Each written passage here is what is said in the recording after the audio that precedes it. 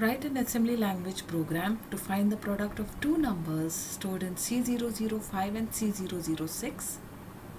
The product has to be saved at C000 and C001.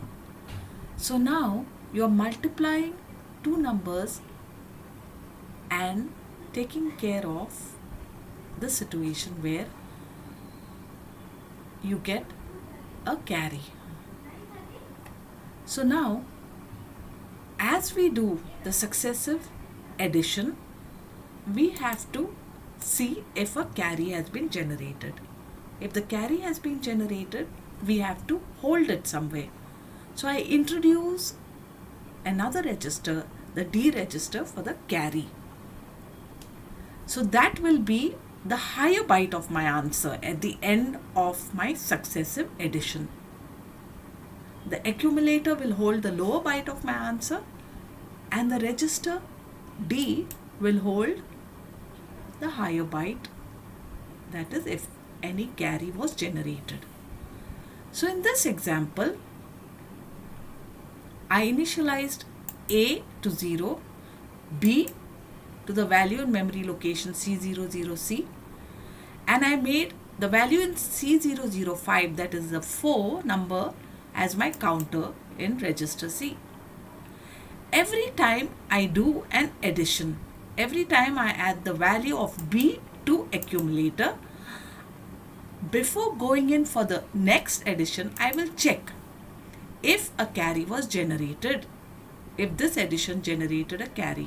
If it did, then I increment the D register by 1. If there was no carry generated, I go ahead with my successive addition. What do I mean by that? Reduce the counter variable. As long as it is not 0, continue with the addition process. So hence, the first time what we do, okay, the value in B is added to A to give me 2. I check if a carry was generated. If the carry was generated, I would have incremented D by 1. I don't do it because in this case they are simple two numbers. 4 is multiplied by 2. In our case, 2 is added 4 times. So there won't be a carry generated. It's just that you have to know the additional step to take care of if there are two large numbers which are being multiplied, in your case successfully added, then how do we take care of that spillover when it goes to more than 8 bits as an answer. So see here, after doing the addition, I check if a carry is generated. I keep track of it by incrementing D, and then I go ahead with the next addition. That is, I reduce C.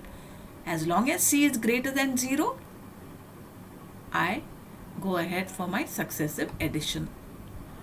Now, the program so far, okay, is the same. The additional step is I introduce a D register to keep track of the carry.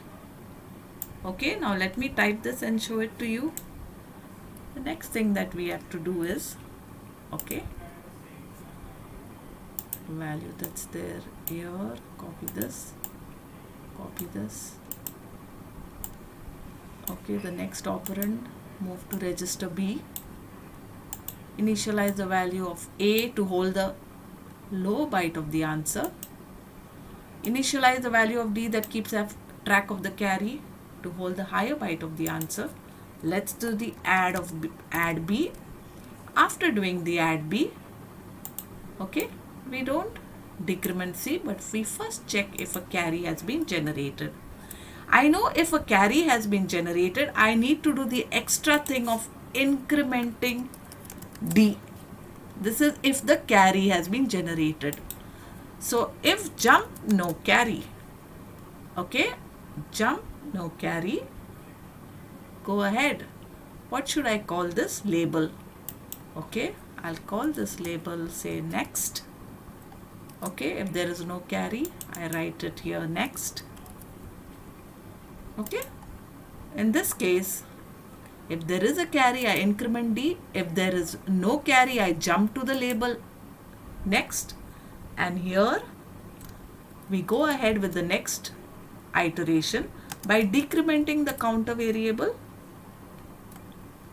Then I check if it is the 0 flag is not set. I know I have to continue with the successive addition colon. Okay. If the 0 flag is set, that means if the C value has reached 0, I have finished my successive additions. I'm ready to store the answer that's there in the accumulator, the lower byte of the answer, to C000. Now D holds the higher byte of my answer, my product. So first I will move it to A, and then I'll do an STA to C001, and then I'll stop my program execution. So this is what we do. Keep track of the carry to generate the higher byte of the answer if there's going to be one. In our simple example, there's no carry, but still we have to do it.